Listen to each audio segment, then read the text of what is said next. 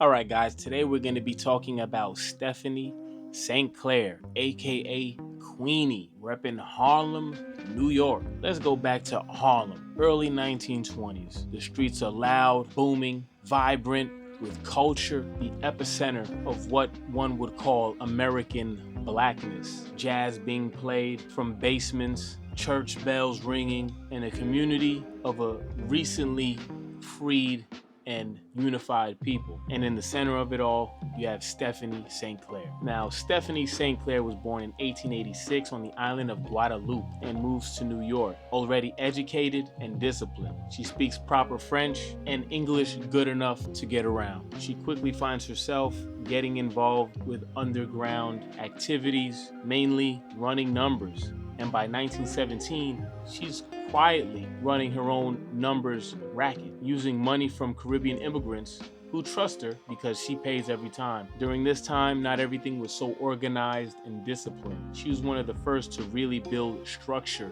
around her illicit money-making activities. By the early 1920s, she is controlling one of the most profitable policy operations in Harlem. She runs a tight ship, and no one looks at her as a dishonorable numbers runner. Now, the police come, and during that time, palms were getting greased left and right, and they were looking at her to grease their palms as well, but she was not having it. And between 1923 and 1930, she did something that was unheard of before and since. She would pay to have columns in the newspaper calling out corrupt cops and naming precincts and exposing bribes. Now, while that was a very bold move, it is one that could be looked at as foolish, but she stood by her guns. Now we're talking 1920s Harlem. It wasn't a solely black neighborhood.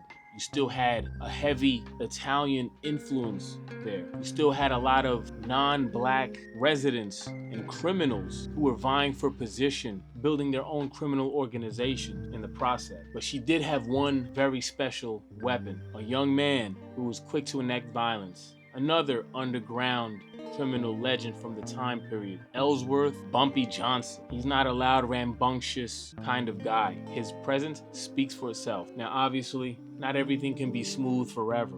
And by 1931, her money making is on the radar of a lot of other powerful criminals. Most notably, Arthur Flegenheimer, aka Dutch Schultz, a Bronx beer baron, prohibition kingpin, who recently learned about her immense wealth in the numbers game. He didn't think a black neighborhood could bring in that much profit. So once he heard, he wanted more than just a piece. Unlike Queenie, Dutch Schultz had no problem greasing the palms of police officers and, even more important, people in law enforcement. He was able to encroach on her operation using violence and his police muscle. And a lot of other numbers runners were forced to give up their operations to Dutch Schultz.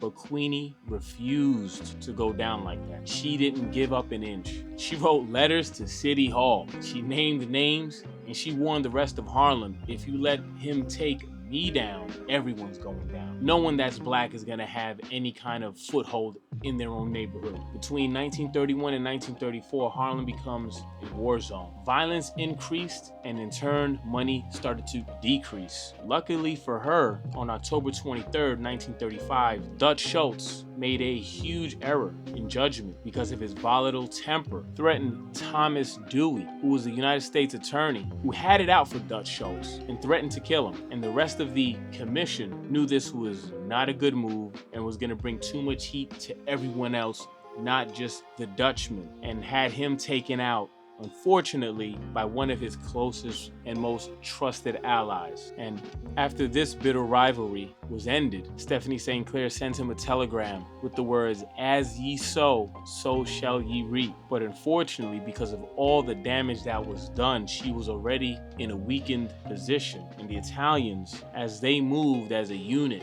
and just plain better at navigating the criminal underworld than all the other ethnicities, Jews, Irish, American, blacks, started to take over Harlem. And in 1936, she is now sent for a brief prison sentence after shooting her abusive ex-husband. But any time off the street is enough for big changes to occur. She realizes what's going on, that the landscape that she once reigned over was no longer the same or beneficial to her, and her protege, Bumpy Johnson, starts to rise. He builds an amicable relationship with the Italians, most notably Lucky Luciano, where they would play chess on a regular basis and discuss business. But she left the game, realized it just wasn't the same, and not in her best interest. 1969, at 82 years old, she passes away in Harlem, dying of old age instead of a gunshot, which is a victory in itself.